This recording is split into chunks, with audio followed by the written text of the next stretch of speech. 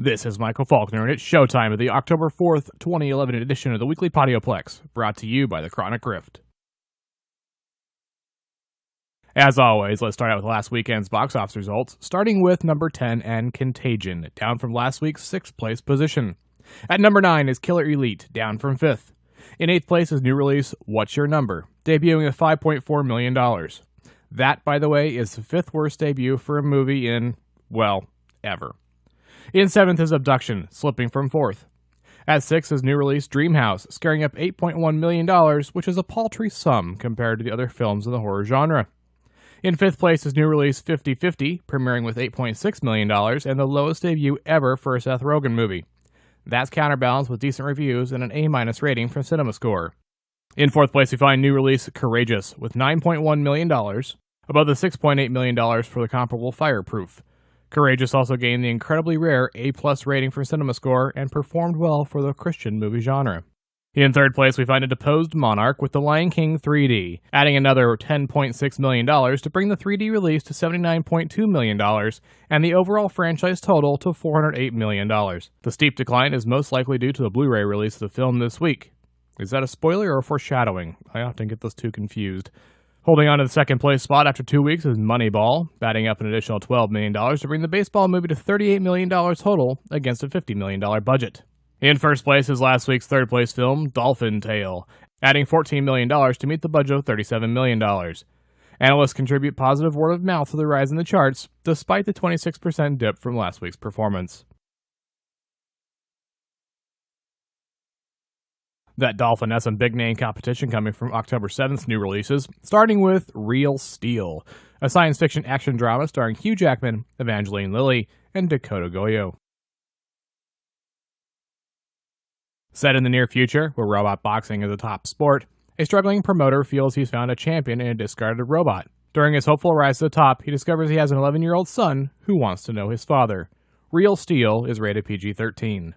The other wide-release contender against the Rock'em Sock'em Robots is The Ides of March, a drama starring Paul Giamatti, George Clooney, and Philip Seymour Hoffman.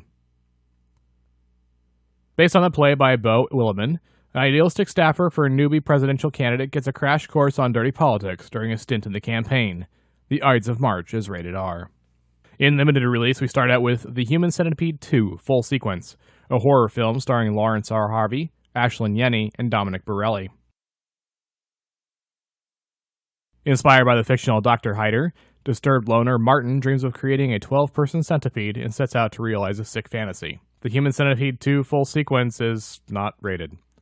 Next is Dirty Girl, a drama starring Juno Temple, Jeremy Dozier, and Milla Jovovich. It's 1987, and Danielle, the high school dirty girl, is running away. With her is a chubby gay Clark, a bag of flour called Joan, and a Walkman full of glorious 80s tunes. Dirty Girl is rated R. Last on the limited slate is Blackthorn, a western starring Sam Shepard, Eduardo Noriega, and Stephen Ray. In Bolivia, Butch Cassidy, now calling himself James Blackthorn, pines for one last sight of home, and eventually aligns him with a young robber and makes the duo a target for gangs and lawmen alike. Blackthorn is rated R. The October 4th home entertainment slate is rather large, and it starts off with Fast 5, an action crime film starring Vin Diesel, Paul Walker, and Dwayne Johnson. Dominic and his crew find themselves on the wrong side of the law once again as they try to switch lanes between a ruthless drug lord and a relentless federal agent. Fast 5 is rated PG-13. Next on the slate is Buck, a documentary starring Buck Brannaman and Robert Redford. There is no wisdom worth having that isn't hard-won. Buck is rated PG. Next is Scream 4, a thriller starring Neve Campbell, Courtney Cox, and David Arquette. 10 years have passed, and Sidney Prescott, who has put herself back together thanks in part to her writing, is visited by the Ghostface Killer. Scream 4 is rated R. Next is African Cats, a documentary starring Samuel L. Jackson. This is a Disney nature documentary centered on two cat families and how they teach their cubs the ways of the wild. African Cats is rated G. And last on the new release slate is Weird Al Yankovic Live, the Apocalypse Tour, a concert film starring Weird Al Yankovic, Phil Collins, and John Schwartz. It's pretty much what's on the tin, guys. In TV on DVD, we start off with Perry Mason, Season 6, Volume 1, a crime law series starring Raymond Burr, Barbara Hale, and William Hopper. Perry Mason is an attorney who specializes in defending seemingly indefensible cases. With the aid of his secretary Della Street and investigator Paul Drake, He often finds that by digging deeply into the facts, startling facts can be revealed. Often relying on his outstanding courtroom skills, he often tricks or traps people into unwittingly admitting their guilt. Next is Prohibition, a documentary directed and produced by Ken Burns. Prohibition tells the story of the rise, rule, and fall of the 18th Amendment to the U.S. Constitution. The film starts with the early history of alcohol in America and examines the 19th century temperance and progressive movements through the repeal of the 18th Amendment in 1933. Next, we move on to Boy Meets World Season 7, a sitcom starring Ben Savage, Ryder Strong, Danielle Fishel, and William Russ. The Boy Meets World gang is back for the last of their adventures in the 7th and final season. Join Corey and the gang as they adapt to college and, even more so, life as adults. Corey and Topanga finally tie the knot and learn that living on their own isn't as easy as they thought. Sean and Angela get back together as a couple, Eric and Jack take on jobs in the real world, and the Matthews welcome a new addition to the family. Just when they think they've got it all figured out, unexpected surprises and newfound opportunities catch them off guard. Next is Lie to Me Season 3, a drama starring Tim Roth, Brendan Hines, Monica Raymond, and Kelly Williams. Dr. Cal Lightman, the world's foremost expert on detecting lies and deception, returns as he and his brilliant investigative team take on the most intriguing cases to date, ranging from museum heists and kidnappings to mysterious cults and murder. Hopping in the Wayback Machine, we have The Bionic Woman Season 3, an action drama starring Lindsay Wagner, Richard Anderson, and Martin Brooks. She can dive to the very bottom of the ocean, lift a massive car with one arm, hear the pins on a top-secret safe, and keep up with a pet German Shepherd that can run up to 90 miles per hour. American sweetheart and Primetime Emmy Award winner Lindsay Wagner is Jamie Summers, schoolteacher, concerned Ojai resident, and full-time agent for the top-secret Office of Scientific Investigations. Jamie's missions have become increasingly more dangerous and complex as she's earned the respect of her handlers and her colleagues. But with new romances on the horizon and emerging bionic technologies, will the world's first female cyborg choose to live her life away from government interests? Next up is Friday Night Lights, the complete series, a drama starring Kyle Chandler, Gaius Charles, and Zach Gilford.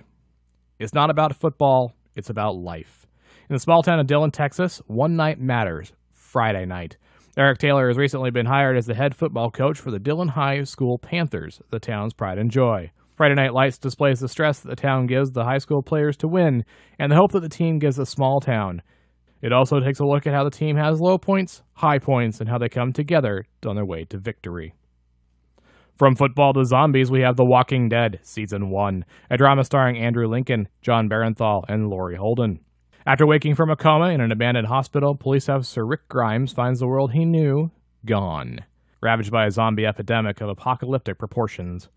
Nearby on the outskirts of Atlanta, a small encampment struggles to survive as the dead stalk them at every turn. Can Rick and the others hold on to their humanity as they fight to survive in this terrifying new world? And amidst dire conditions and personal rivalries, will they ultimately survive one another? And we round out our TV on DVD slate with According to Jim, Season 5, a sitcom starring Jim Belushi and Larry Joe Campbell. Jim is the macho everyman who challenges his gorgeous and feisty wife, Cheryl, with his stubborn manliness but contagious charm. Tagging along with this duo of happily married opposites are their three precocious kids. A success in his construction business and the family breadwinner at home, Jim feeds his other passion, blues music, playing with a six-man garage band.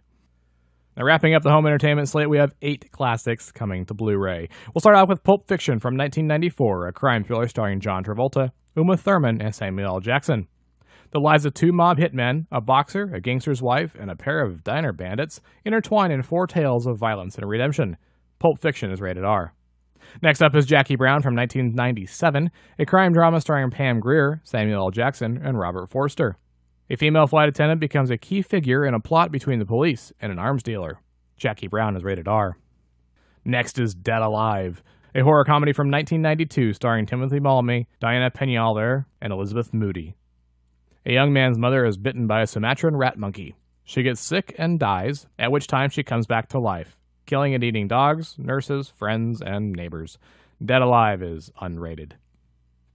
Next is Life is Beautiful from 1997, a dramatic comedy starring Roberto Benigni, Nicoletta Braschi, and Giorgio Cantarini.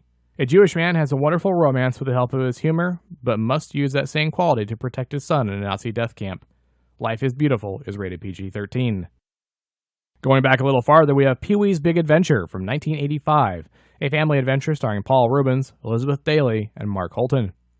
Eccentric man-child Pee-wee Herman embarks on the big adventure of his life across the U.S. mainland as he sets out to find his beloved bike when it is stolen in broad daylight. Pee-wee's big adventure is rated PG. Next is The Cider House Rules from 1999, a romantic drama starring Tobey Maguire, Charlize Theron, and Michael Caine. A compassionate young man, raised in an orphanage and trained to be a doctor there, decides to leave and see the world. The Cider House Rules is rated PG-13. And finally, we'll wrap up with two Disney classics, the first being Beauty and the Beast from 1991, an animated family film starring Paige O'Hara, Robbie Benson, and Richard White. Belle, whose father is imprisoned by the Beast, offers herself instead and discovers her captor to be an enchanted prince. Beauty and the Beast is rated G. And finally, the foreshadowing paid off. The Lion King from 1994, an animated family film starring Matthew Broderick, Jeremy Irons, and James Earl Jones. Tricked into thinking he killed his father, a guilt-ridden lion cub flees into exile and abandons his identity as a future king. The Lion King is rated G. Let's wrap this up with two items in the quick flicks. Sony has hired Dante Harper to adapt Isaac Asimov's Foundation series for the silver screen. Foundation is the first book in an award-winning trilogy about a mathematician named Harry Seldon, a psychohistorian who is able to predict large-scale events using scientific principles. When Seldon foresees the downfall of the Galactic Empire, which will precipitate a dark age lasting 30,000 years, he establishes two human oases called Foundations in an effort to preserve human knowledge. Roland Emmerich has been attached to the film rights since 2009, and Robert Rodat of Saving Private Ryan wrote a screenplay. And despite Emmerich saying that the studio is happy with the script, it appears that Harper has been brought in either to make it better or make it less expensive. It's almost been 25 years since Star Trek The Next Generation hit the airwaves, and it will jump to warp on Blu-ray next year. The official Star Trek site announced that Next Gen will be introduced to Blu-ray on January 31st, 2012 in a fan-favorite sampler entitled The Next Level. It will contain a feature-length version of the pilot Encounter at Farpoint, Season 3's Sins of the Father, and Season 5's The Inner Light. Later in the year, the Season 1 Blu-ray set will premiere with the rest to follow. Much like the high-definition releases of the original series, CBS edited the 25,000 reels of original film negatives to precisely match the episodes, and then recreated the special effects. In the end, the 178 episodes will be presented in 1080p resolution with 7.1 DTS master audio.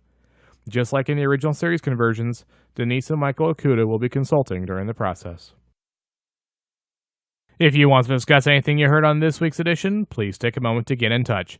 You can surf on over to chronicgriff.com and leave a note in the forums. You can leave a voicemail at 888-866-9010, or you can write to John at chronicgriff.com. You can follow us on Tumblr, tweet us on Twitter, check in on the network on GetGlue, and you can even leave us a review on iTunes. You can also find the Weekly Podioplex and the Chronic Griff on Facebook. We are all over this internet thing. If you decide to pick up any of this week's new releases, why not do it through our Amazon store? You get the newest entertainment at Amazon's low prices and high-quality service, and each purchase you make through the store supports the Chronic Griff. Look for the link in our show notes. The Weekly Podioplex is a collaboration of Creative Criticality and Lucky Shot Productions. This is Michael Falkner. Thanks for listening. We'll see you at the theater.